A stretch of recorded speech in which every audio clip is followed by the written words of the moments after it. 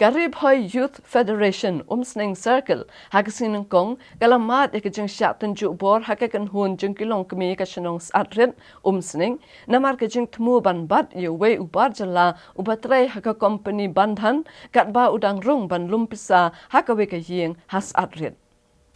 Kaseng RBYF Youth Federation Umsning Circle hakane kasing kalayo jingtip ya Jingwan jungwe ubar Jylla hagawe kayeng has atret ubalawan da tuk kabadon ya registration number bana asam. Kaseng RBYF kalashim ya kabenta banyarap lem ya kasorkar hakabante lakam ya kajing sapriang jongka klam COVID-19. Kalami bani toket yung ni ubar Jylla hakajia dan lang kinu ya lam shinong. Henrei laong habalapoy hakani kaying gawai kalong kami kalami bat keno bakalatim latala bat aini ya kidukhat ka RBYF bat kinu ya lam shinong klem da ailat satya ban toket bat kali perthau ya uni ubar Jylla.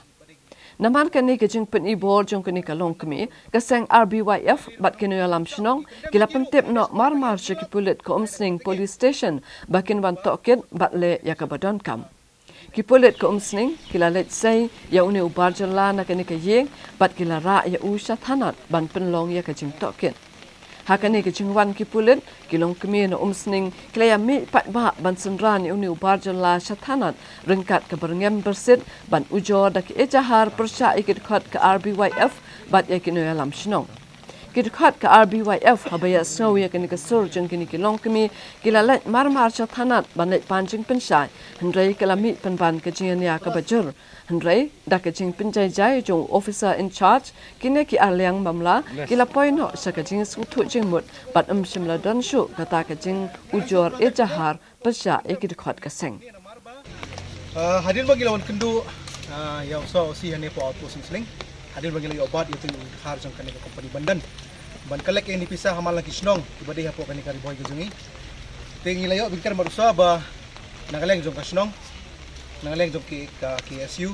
jong ka sa unit RBYF sa unit kidam lang meni ba ngilayo bingkar marusa ba daliliru ngimpat nom omsya menta ba kinwan yu kejat hakisnong man kalek pisah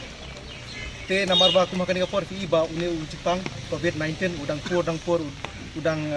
sapriang jadi takadaw ba nakaliang jong isaru kumu official jong kanika outpost Umsning nakaliang jong kiro ilaptha ya uba hadu ba kanika situation jong ni COVID-19 kapat long normal impat sya eki barwan malaki snong man kalek pisah te ka syongpat ha kajing start jong company bandhan nane ha kituki nong yalam jong ka company bandhan ban kalek pat eki pisah ban snong ndrai barwan mahi maki ha snong yunam sya dalilero